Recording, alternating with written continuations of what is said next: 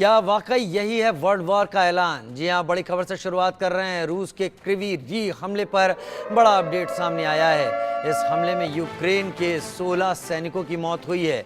रूसी सेना ने 8 इमारतों को तबाह कर दिया। यूक्रेन के 1 दर्जन ठिकाने तहस नहस हो गए। यूक्रेन की सैन्य टुकड़ी ने इस दौरान सरेंडर कर दिया।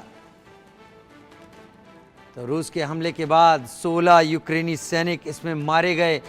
यूक्रेन की टुकड़ी ने सरेंडर किया। 16 सैनिकों की मौत हुई थी क्रिवी रीह हमले पर। 8 इमारतों को रूसी सेना ने तबाह कर दिया। 1 दर्जन ठिकाने यूक्रेन के तहस नहस कर दिए गए और यूक्रेन की सैन्य टुकड़ी ने सरेंडर किया।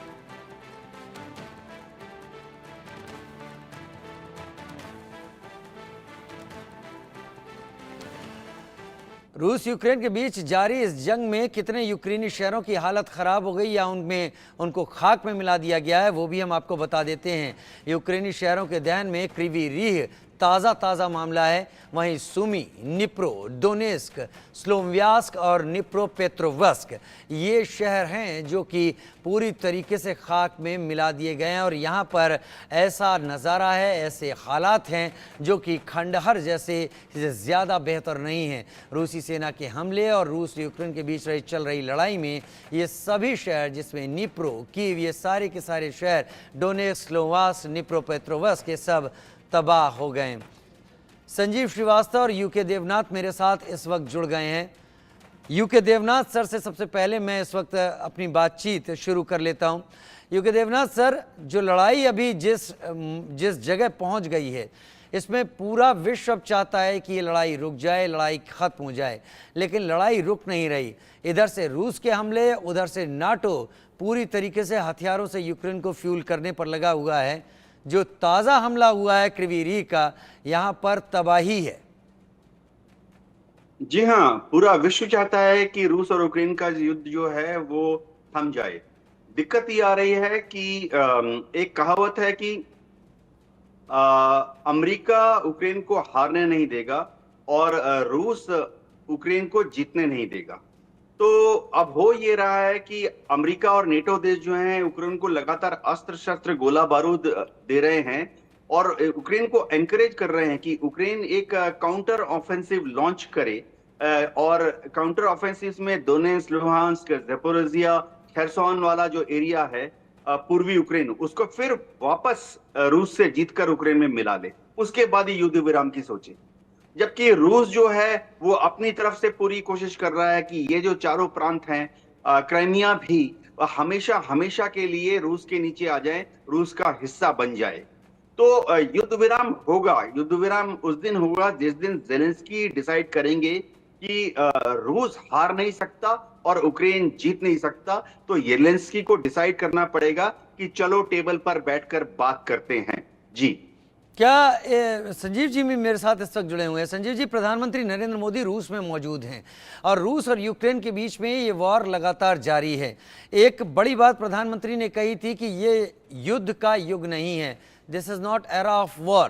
प्रधानमंत्री नरेंद्र मोदी वर्तमान हालात को देखते हुए क्या जो प्राइवेट डिनर हुआ है या जो बातचीत हो रही है उसमें पहल करते आपको समझ में आ रहे हैं, दिख रहे हैं? और इस ज्वाइंट स्टेटमेंट को लेकर जो बातचीत लगातार हर तरफ चल रही है, क्या वो रूस यूक्रेन युद्ध के हल की तरफ ले जा रही है? देखिए, भारत के प्रधानमंत्री श्री नरेंद्र मोदी डे वन से ये कहते रहे हैं और भारत की सरकार के द्वारा ये समय समय पर कहा जाता रहा है कि संवाद ही इस समस्या का समाधान है और हिंसा जल्द से जल्द बंद होनी चाहिए और राष्ट्रों को एक दूसरे की संप्रभुता, टेरिटोरियल इंटीग्रिटी और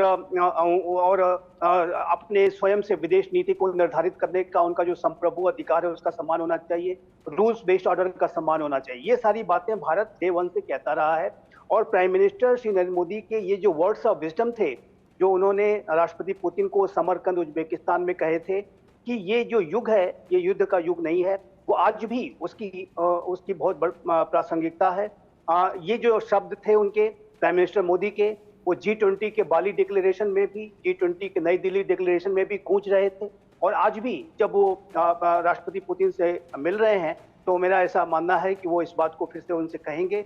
लेकिन राजीव जी, समस्या ये है कि ये जो रशिया यूक्रेन के बीच का जो युद्ध है, इसकी जो जड़ें हैं, इसके जो कारण हैं, वो बहुत ही गहरे हैं।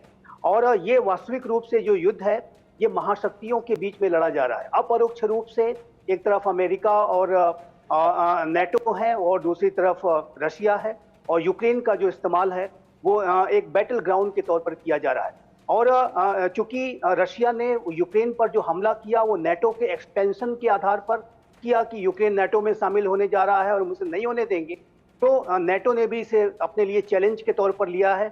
और नेटो की अब देखिए तो सदस्यों की संख्या 32 हो गई है। ठीक। नेटो की एक समिट भी चल रही है और नेटो अपने आप को लगातार कैसे सशक्त और मजबूत बनाया जाए। और नेटो की आशंका ये है कि रशिया और यूक्रेन के बीच का युद्ध यदि किसी ऐसे समझौते पे खत्म होता है कि यूक्रेन कॉम्प्रोमाइज करके अपनी टेरिटरी जो है छोड़ देता है, तो ऐसे में रशिया के प्रति व्लादिमीर पुतिन अन्य जो उनकी जो महत्वाकांक्षाएं हैं, जॉर्जिया है, महत्वाकांक्षाएं बढ़ सकती हैं, लेकिन आखिर समझौता कहां पर होगा? रूस कहां पर आकर रुकेगा? क्या ये वॉर अब